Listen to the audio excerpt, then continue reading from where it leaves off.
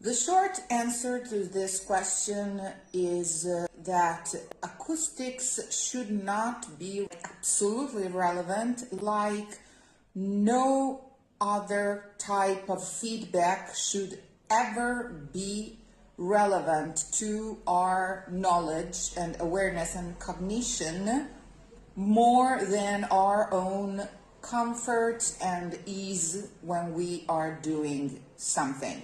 So feedback is wonderful. Who doesn't like feedback, especially if it's a good feedback and a flattering feedback? But it's dangerous, especially for a professional singer, which is why I not just recommend, but command my students to never vocalize fully out loud in their dressing room before a show, because they have two different acoustics. And your ear, which has muscles, which has a posture, and it moves like your dog's ears, only in a less evident way because it moves inside, gets tired, and above all, it gets adjusted. You are going to equalize and leave these instructions that it is going to keep following once you go out there. And out there, the acoustics are different. They're always different. They're different whether the house is full or not. They're different depending on which point of the stage you end up on. Feedback, oh, lovely when you are least expecting it. Searching for it, absolutely not. Instead, practicing in absolute absence of outer feedback. So what we don't want and what we're talking about now is outer feedback. What we listen to outside from our ears, because what we listen to is past tense. Any sound has a mental stage and a vibratory stage. Let's do this experiment. I'm going to ask you a question, but I will prevent you to answer it by raising my hand. And you can only answer it when I put my hand down. When I ask you the question, listen well to the answer while I am keeping my hand up, and then give me the answer, okay? The question is, what is your name and birth date? Can you hear that voice? Where were you born and where do you live?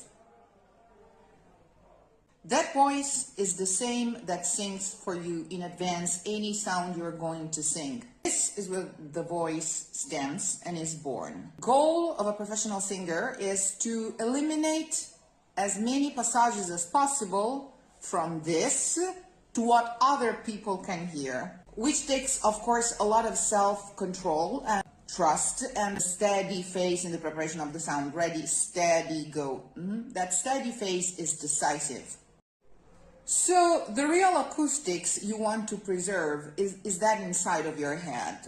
Because first of all, when you are out singing yourself, you are deafening yourself with your own voice. Second, if your need for feedback is such that you end up singing with your hand close to your ear, things are not good, I'm telling you.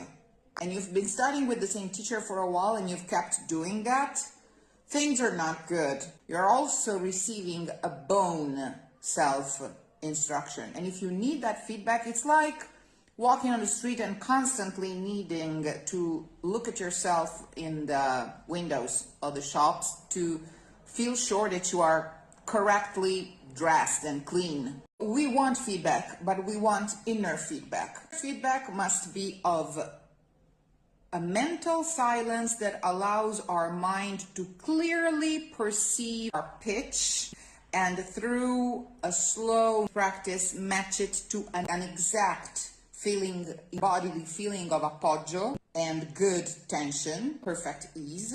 So we have to be quiet enough in our minds to hear what we have inside. Problems begin when, in order to hear when a sound is correct, we have to wait for it to have come outside, which is the origin of the typical attack, because when it comes out and after it has come out, you realize it's not really in pitch. You haven't taken care of it already. So after it comes out, you slap it into the pitch. the most dangerous thing you can do, and hideous if applied to every single sound attack. So, you first get the exact voltage of the frequency. The frequency has a voltage. Frequency means a frequency of waves in a certain second, and it has a voltage like electricity. And it's that inner feeling that tells you that you are doing the right thing, not the outer comeback. For the simple reason that whatever has already come out of you is unmodifiable, and it distracts you a great deal. It would be like for a Formula One pilot to drive on a circuit and look out the window at the same time. You have the circuit here. When you're doing things correctly, you have embodied the piece. You know how you are doing by the way you feel inside and by what's singing way ahead of what people are hearing inside of you. And you're a good musician if you can juggle different tempi. Anticipation, correct feeling, inner feeling of the voltage, perfect vocalization, non-local, non-perceived, perfect copertura. And there you can sing in a cave if you want to.